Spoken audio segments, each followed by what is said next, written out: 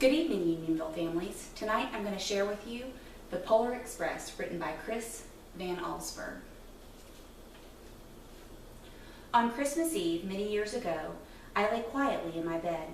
I did not rustle the sheets. I breathed slowly and silently. I was listening for a sound a friend had told me I'd never hear, the ringing bells of Santa's sleigh. There is no Santa, my friend had insisted, but I knew he was wrong. Later that night I did hear sounds, though not of ringing bells. From inside came the sounds of hissing steam and squeaking metal. I looked through my window and saw a train standing perfectly still in front of my house.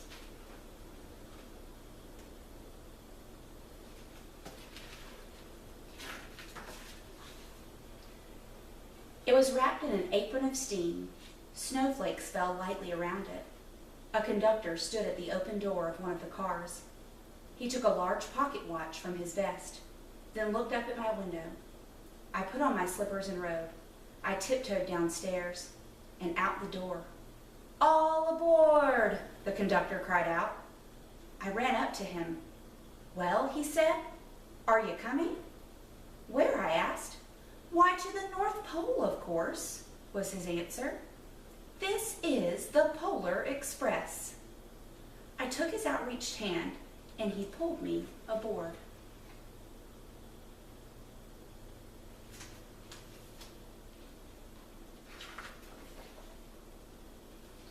The train was filled with other children, all in their pajamas and nightgowns. We sang Christmas carols and ate candies with nougat centers as white as snow. We drank hot cocoa, as thick and rich as melted chocolate bars. Outside, the lights of towns and villages flickered in the distance as the Polar Express raced northward.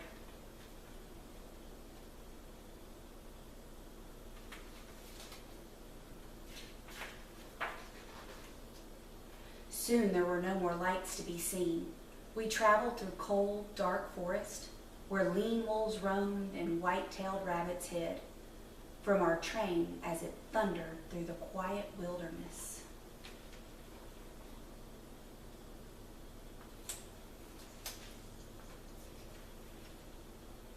We climbed mountains so high it seemed as if it would scrape the moon. But the Polar Express never slowed down. Faster and faster we ran along, rolling over peaks and through valleys like a car on a roller coaster.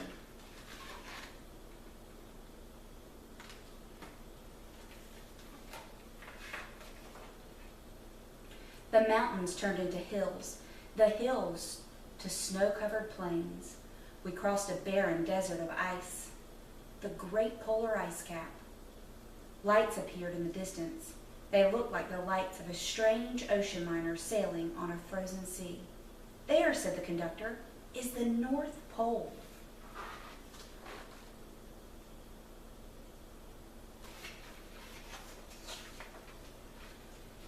The North Pole. It was a huge city standing alone at the top of the world, filled with factories where every Christmas toy was made. At first we saw no elves. "They are gathering at the center of the city," the conductor told us. "That is where Santa will give the first gift of Christmas." "Who receives the first gift?" we all asked. The conductor answered, "He will choose one of you."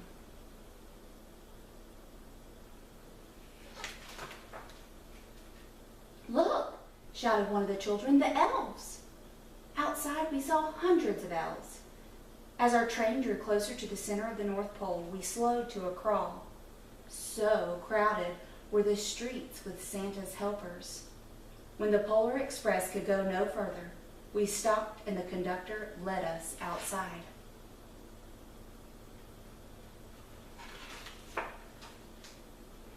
We pressed through the crowd to the edge of a large open circle. In front of us stood Santa's sleigh. The reindeer were excited. They pranced and paced, ringing the silver sleigh bells that hung from their harnesses. It was a magical sound like nothing I'd ever heard. Across the circle, the elves moved apart and Santa Claus appeared.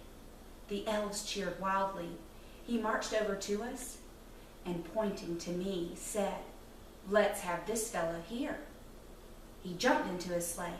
The conductor handed me up. I sat on Santa's knee, and he asked, "Now, what would you like for Christmas?"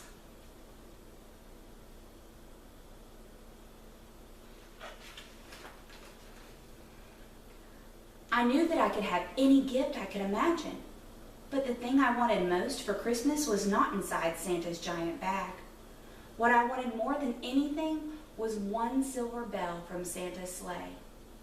When I asked, Santa smiled. Then he gave me a hug and told an elf to cut a bell from a reindeer's harness. The elf tossed it up to Santa. He stood holding the bell high above him and called out, "The first gift of Christmas."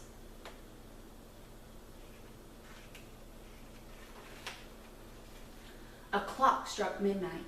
As the elves roared their approval, Santa handed the bell to me, and I put it in my bathrobe pocket. The conductor helped me down from the sleigh. Santa shouted out the reindeers' names and cracked his whip. His team charged forward and climbed into the air. Santa circled once above us, then disappeared in the cold, dark polar sky.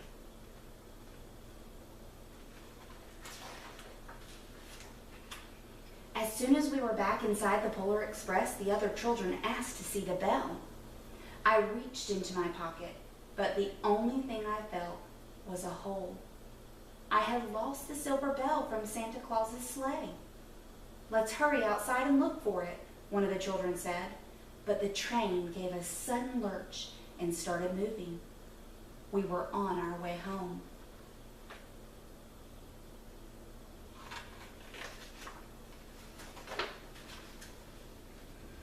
It broke my heart to lose the bell. When the train reached my house, I sadly left the other children. I stood at my doorway and waved goodbye. The conductor said something from the moving train, but I could hear him. "What?" I yelled out. He cupped his hands around his mouth. "Merry Christmas!" he shouted. The Polar Express let out a loud blast from its whistle and sped away.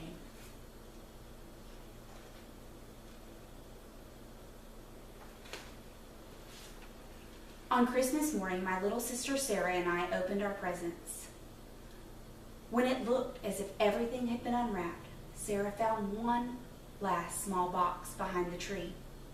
It had my name on it. Inside was the silver bell. There was a note.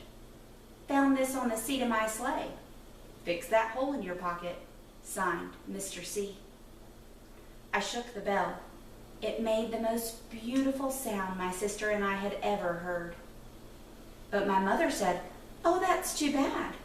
"Yes," said my father, "it's broken." When I'd shaken the bell, my parents had not heard a sound.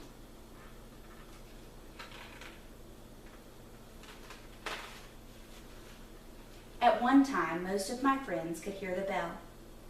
But as years passed, it fell silent for all of them. Even Sarah found one Christmas that she could no longer hear its sweet sound. Though I've grown old, the bell still rings for me as it does for all who truly believe. Merry Christmas.